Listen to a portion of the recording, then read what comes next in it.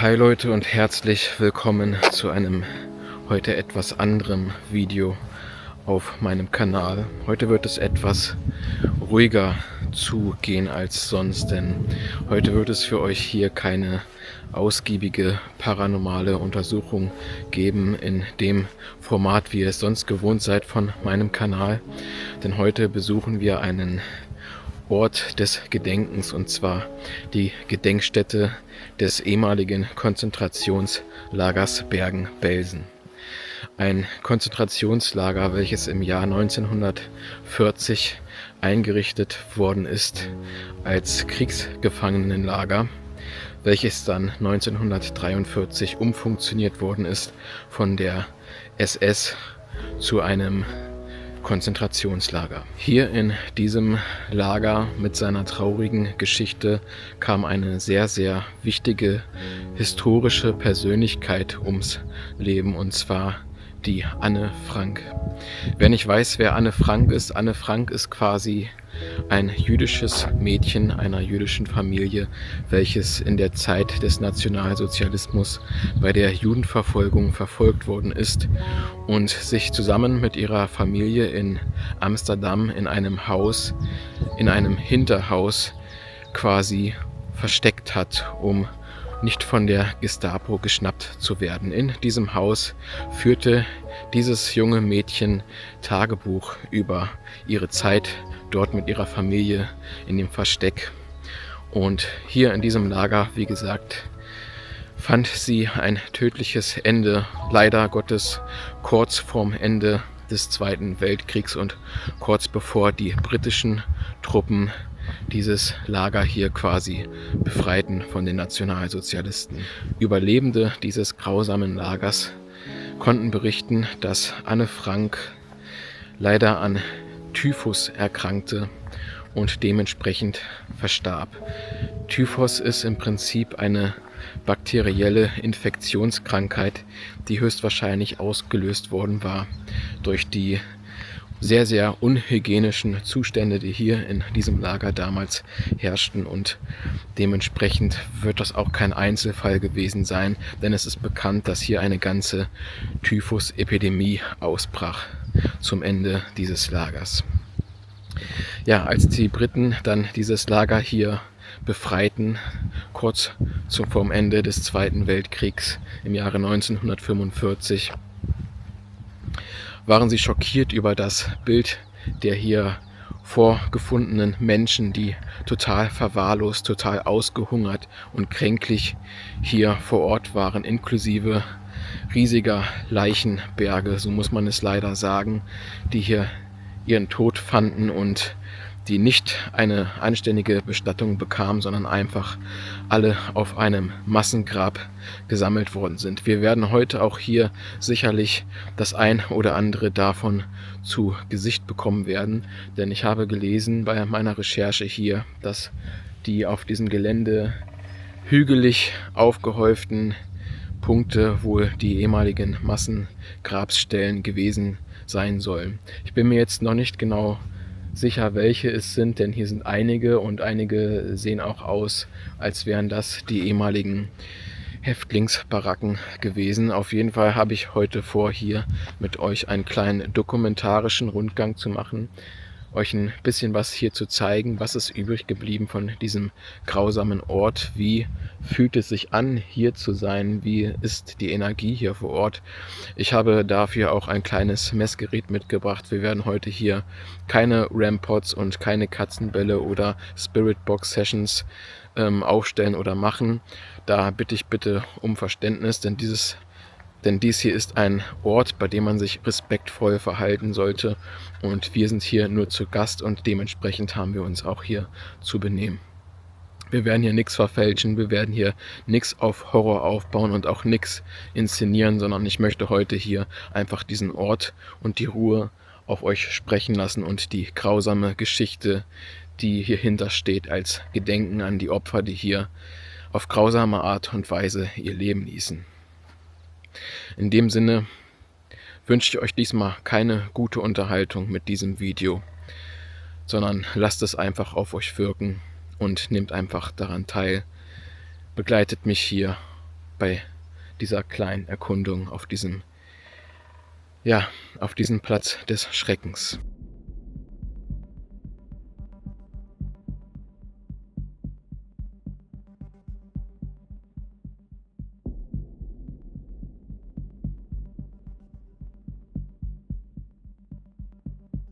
Wir können ja mal einmal hier eine kleine energetische Messung durchführen.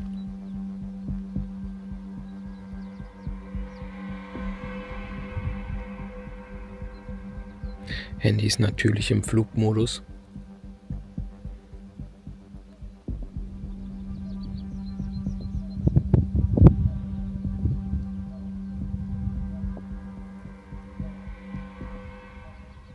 Okay, es scheint erstmal so, als wenn hier nichts zu messen ist.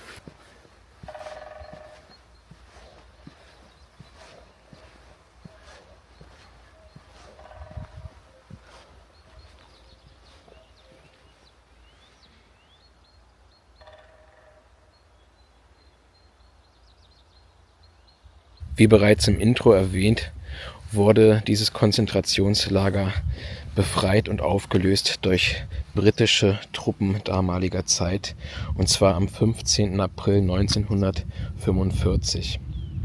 Und die liebe Anne Frank, die Persönlichkeit, dessen Grab wir heute einmal aufsuchen möchten, denn ihr Grabstein befindet sich hier auf diesem Areal, inklusive einer Namensplakette und allem. Anne Frank, ein junges Mädchen, geboren in Frankfurt am Main, wurde 1945 von der Gestapo verhaftet, während sie sich zuvor erfolgreich in einem Amsterdamer Hinterhaus mit ihrer Familie verstecken konnte, wo sie, wie schon im Intro erwähnt, ihr weltbekanntes Werk niederschrieb, und zwar ihr persönliches Tagebuch. Als Anne Frank 1945 von der Gestapo verhaftet wurde, wurde sie inklusive ihrer Familie zuerst nach Auschwitz deportiert. Sie und ihre Schwester Margot Frank wurden dann später hier in dieses Lager in Bergen-Belsen versetzt. Edith Frank, die Mutter von Anne, fand bereits leider ihr trauriges Schicksal und ihren traurigen Tod im Konzentrationslager Auschwitz. Es gab tatsächlich auch einen Familienangehörigen, der dieses ganze traurige Schicksal überlebte, und das war der Vater Otto Frank, der ebenfalls in Auschwitz zurückblieb. Hier ruhen 1000 Tote, April 1945. Diese Erdanhäufung, die ihr hier sehen könnt, ist eines dieser Massengräber. Einer dieser Flächen, bei denen mehrere tote Menschen gestapelt aufgefunden worden waren. Hier haben wir direkt sehr, sehr starke K2-Ausschläge, was mich auch gar nicht wundert, denn ich fühle hier eine gewisse Traurigkeit, muss ich sagen. Man hat hier oben auch überall diverse Steine aus Respekt hingelegt, denn das ist typisch für das Judentum, dass man auf Grabstätten von jüdischen Mitmenschen Steine niederlegt, auf die Grabsteine. Da es hier jetzt keinen direkten Grabstein gibt, hat man das hier auf dieser Gedenkmauer getan, und ich finde das absolut klasse und respektvoll, dass man so den Verstorbenen hier, die hier grausam ums Leben kommen mussten, die allerletzte Ehre erweisen tut. Ich muss zugeben, dass das Ganze mich hier ziemlich berührt und mich auch ganz schön traurig stimmt. Das ist ein grausamer Ort gewesen, und ich kann mir nicht mal ansatzweise ausmalen, wie es sich angefühlt haben muss, hier unter grausamsten Bedingungen eingesperrt gewesen zu sein, kein Essen zu haben, keinen komfortablen Schlaf und Erholung für den Körper bekommen zu haben und mit Sicherheit auch sehr, sehr grausam von den Wachleuten des Lagers behandelt worden zu sein und vielleicht auch untereinander um das kleinste Stück Brot kämpfen zu müssen, weil man einfach nicht mehr weiter wusste und nicht mehr weiß, wie man das hier alles noch überleben soll. Und das macht mich richtig traurig.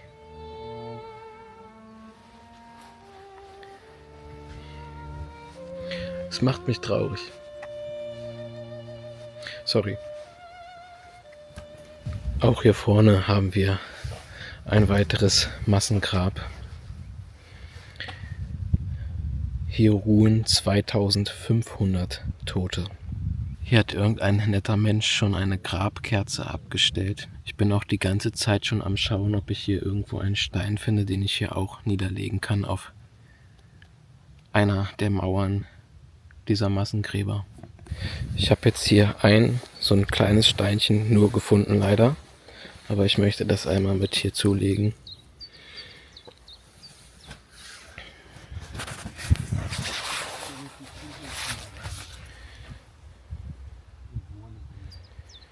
Ich werde jetzt mal einmal die App einschalten und schauen, ob wir da irgendetwas bekommen. Schade. Schade. Das erste Wort war schade, wie zutreffend. Schade, dass ich vielleicht nur einen kleinen Stein gefunden habe. Das ist es nämlich wirklich, denn ich hätte gerne einen größeren gehabt.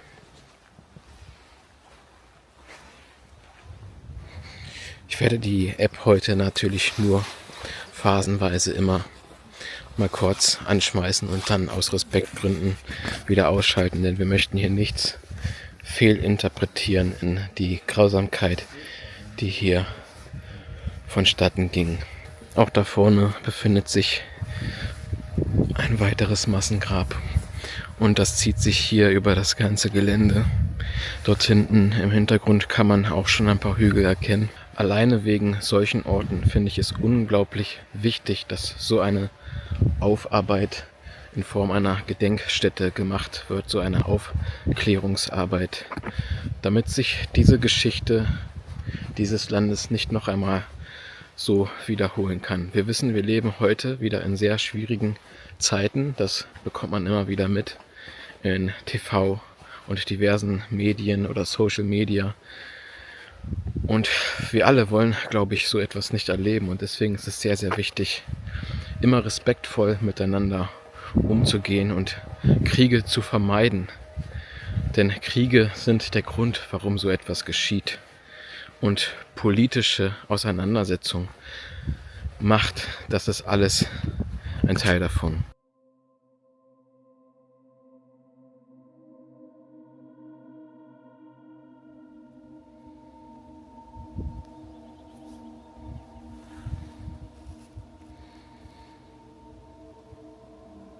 Ich habe jetzt noch einmal die App hinzugeschaltet.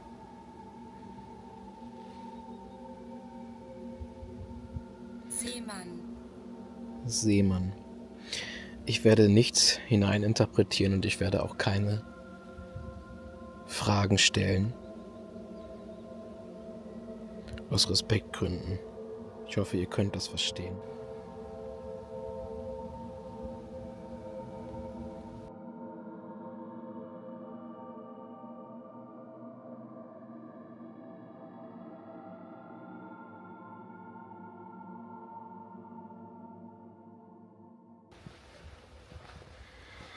An sich die Landschaft hier eigentlich wunderschön in der Heide. Aber dass hier einst solch ein Ort des Verbrechens stand.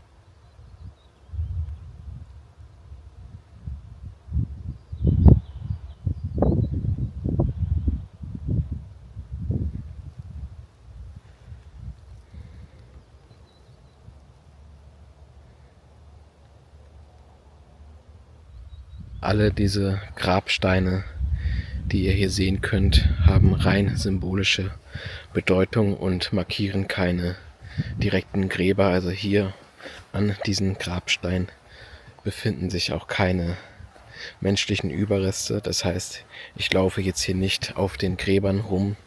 Das sind reine symbolische Gedenksteine, die aber dennoch genug Geschichte erzählen und genug die Augen öffnen, über welches potenzielle Ausmaß dieses grausame Verbrechen hier hatte.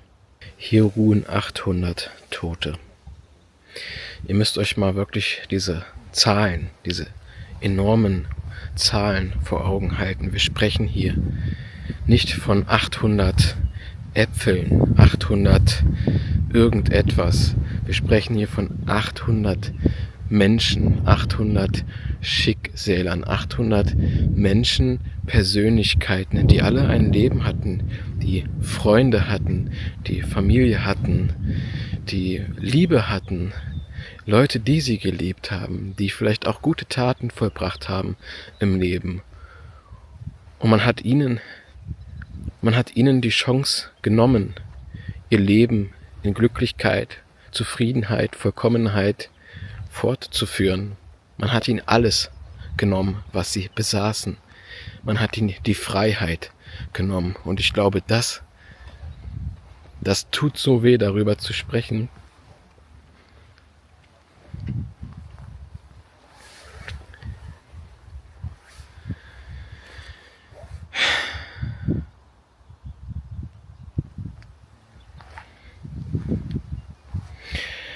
Ich hoffe, dieses Video ist für einige von euch da draußen wegweisend im Leben und ich hoffe, ihr teilt auch meine Ansicht, dass sich so etwas auf gar keinen Fall wiederholen darf und es wird es auch nicht, wenn wir alle füreinander leben und ein bisschen Rücksicht nehmen auf andere, dann geschieht sowas nicht.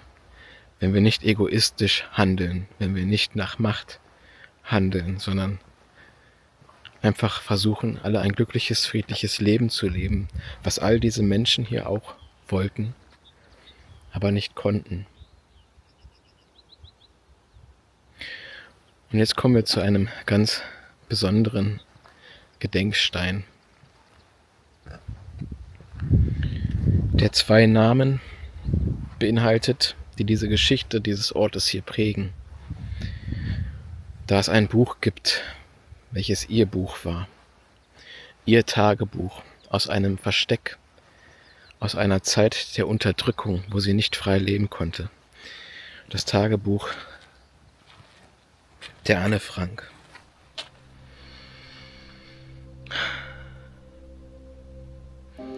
Und ihrer Schwester Margot Frank.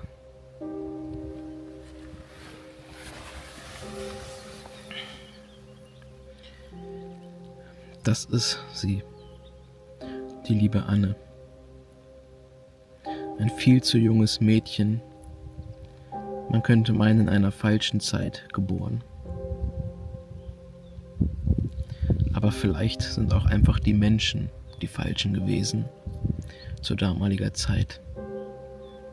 Denn wann man geboren wird, kann man sich nicht aussuchen.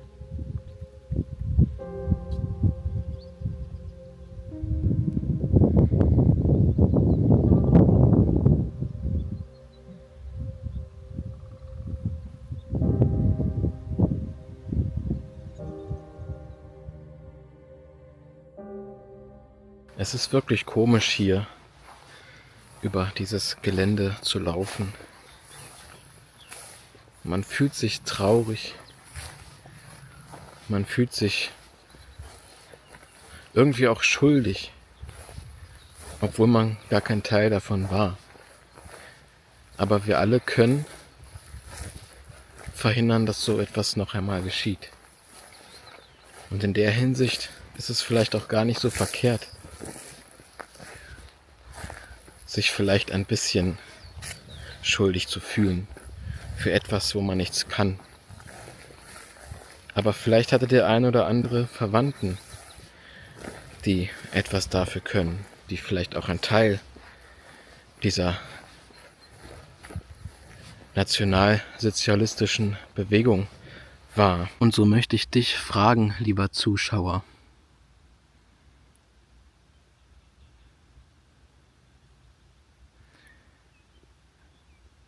Wie findest du, was hier geschah?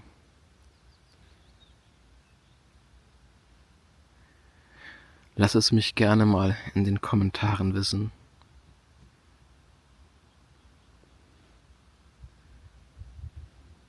Wie wirkt dieser Ort auf dich, lieber Zuschauer?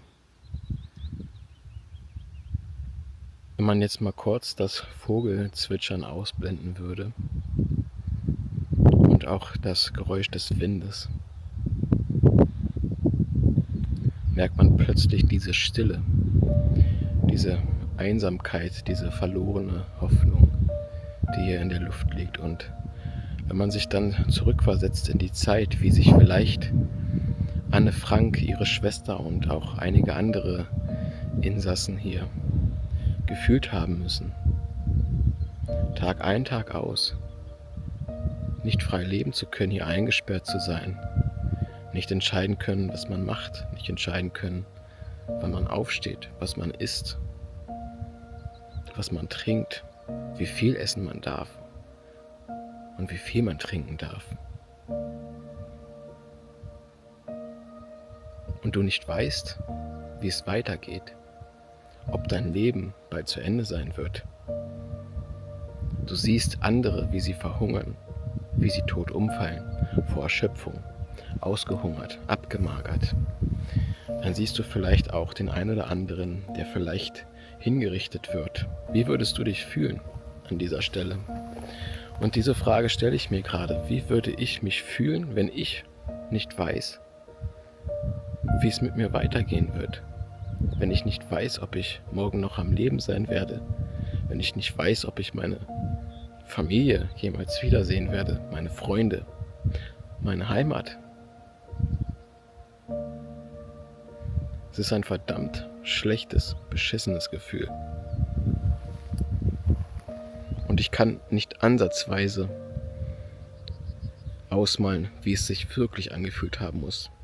Ich versuche es mir gerade nur in meiner Vorstellungskraft vorzustellen, wie vielleicht auch ihr jetzt gerade da draußen durch meine Worte, aber niemand von euch, auch ich nicht, ist in der Lage zu fühlen, was die Menschen hier fühlen mussten. Sie wurden gezwungen. Sie hatten keine Wahl. Ich habe jetzt einmal die App angeschaltet.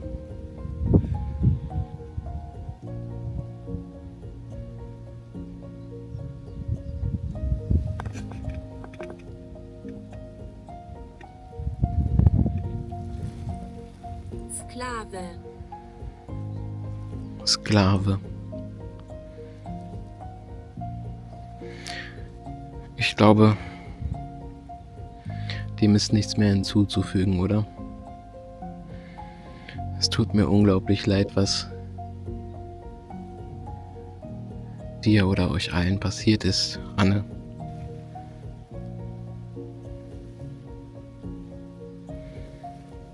Okay. Vielen, vielen Dank, falls du das bist.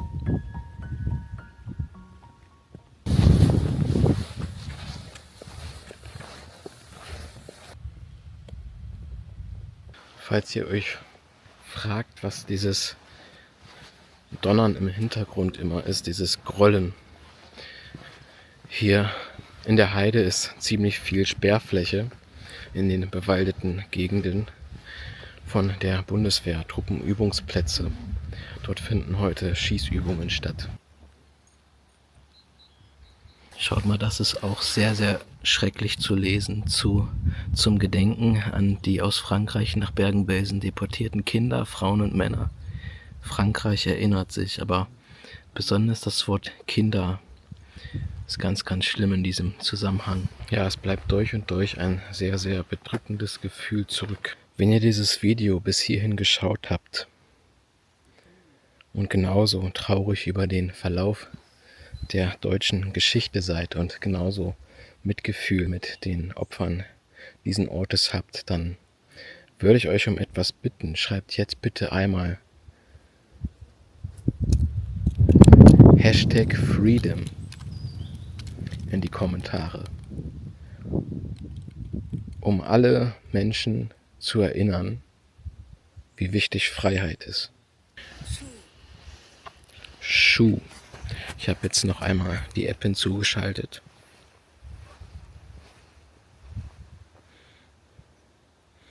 Hier vorbei an weiteren Massengräbern. So ist meine Vermutung dann tatsächlich falsch gewesen, dass diese Umrandungen ehemalige Gebäudemauern sind, denn es sind einzig und allein tatsächlich die Umrandungen dieser Massengräber, wo jeweils immer 800, 1000, 2500, ihr habt die Zahlen gesehen, ja, Menschen liegen. Ich habe jetzt hier noch einen Stein aufgelesen. Den würde ich jetzt auch gerne nochmal hier auf einem Massengrab platzieren.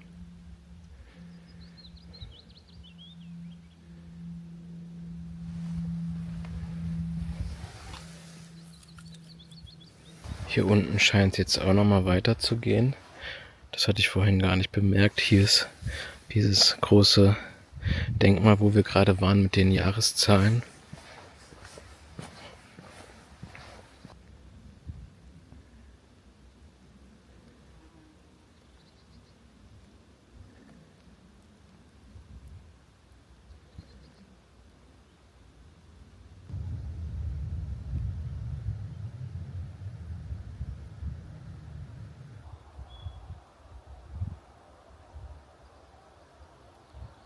Na, wen haben wir denn da? David, what are you doing here? I don't know. Hey, I was check looking for some food. There's no food over here, buddy. Hey, look. So I want to go to this einmaliges Klarbecken, but it's supposed to be over there. Okay. But look, so there's no path from here to there. I think we have to go to here. Is that a path? Was ihr hier auf dem Bild sehen könnt, ist ein riesiger Aschehaufen der verbrannten menschlichen Überreste. Das war das Krematorium kurz nach der Befreiung April 1945.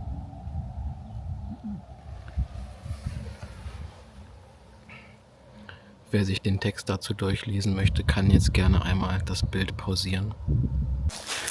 Okay Leute, wir schauen jetzt mal hier ein bisschen Offroad nach dem kleinen Lost Place, der hier vielleicht noch versteckt sein soll. Wir haben natürlich Angst vor Zecken, denn so langsam beginnt jetzt hier wieder die Frühjahrs-Sommerzeit. Aber da vorne scheint ein Weg zu sein. Das ist schon mal ganz gut, würde ich sagen. Da habt ihr nochmal den Beweis zu den Schießübungen, von denen ich euch vorhin erzählte, was dieses Scrollen im Hintergrund erklärt. Ah, okay, da ist auch gesperrt. Dann ist der Lost Place. Ist der da? Okay. Yeah. Kriegsgefangenenfriedhof.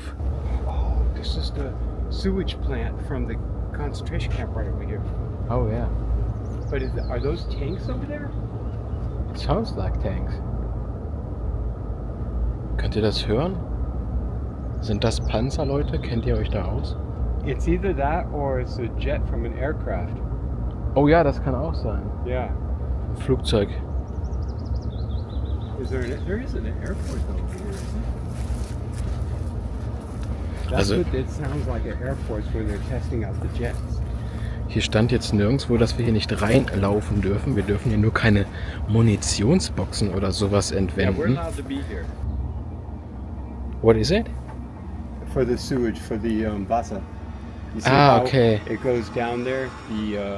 Die alte Wasserversorgung für das It's Camp. the water plant, and so they use that for the sewage, and you can see where it went down into the camp. Ja. Soon, right? Ja. Not for this way. Please, Lord, not this way. So you can see this was also. Uns macht gerade Sorgen, weil hier war mal so eine Art Schranke oder das, was davon noch übrig ist. Okay, da dürfen wir definitiv nicht rein. Yeah, we can't go that way. But you know what, David? I'm not going to go any further. Ich gehe nicht weiter. Because there's too many signs now. And Yeah. if they're doing live fire, and we already heard live fire, so walking along this little path here, I don't think is going to be safe. Hier könnt ihr nochmal die andere Seite von der ehemaligen ursprünglichen Wasserversorgung des Lagers sehen. Oh, David, look how far it goes. Ja. We are way out of England. Look here, it goes even further.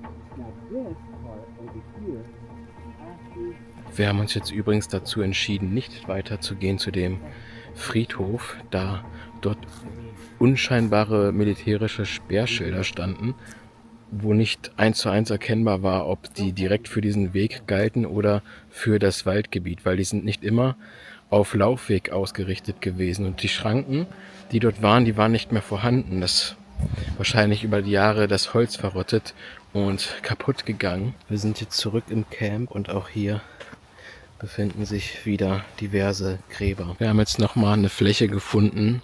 Hier müssten damals die ganzen Baracken gestanden haben. Vorhin hattet ihr ja gesehen, sind überall die ganzen Massengräber nur gewesen. Aber hier haben wir jetzt wirklich eine riesengroße Wiesenfläche, komplett flach. Und hier haben wir ein originales Bild von dieser Straße. Und ihr könnt sehen, dass dort Baracken draufstehen, und das ist ein Bild, welches ehemalige Häftlinge auf der Hauptlagerstraße wenige Tage nach der Befreiung im April 1945 zeigt. Ich würde an dieser Stelle einmal die Chance nutzen, um das Video zu beenden. Ich glaube, wir haben jetzt so ziemlich alles gesehen und ich möchte euch da draußen um eins bitten: Bleibt alle bitte respektvoll in den Kommentaren. Wenn euch das Video gefallen hat, gebt dem Video wie immer einen Daumen nach oben. Schreibt ein nettes Kommentar dazu. Und wenn ihr in Zukunft noch mehr solcher Videos sehen wollt, dann lasst es mich ebenfalls gerne in den Kommentaren wissen. In diesem Sinne, liebe Leute, bis zu meinem nächsten Adventure auf Dark Tourism. Ciao, ciao.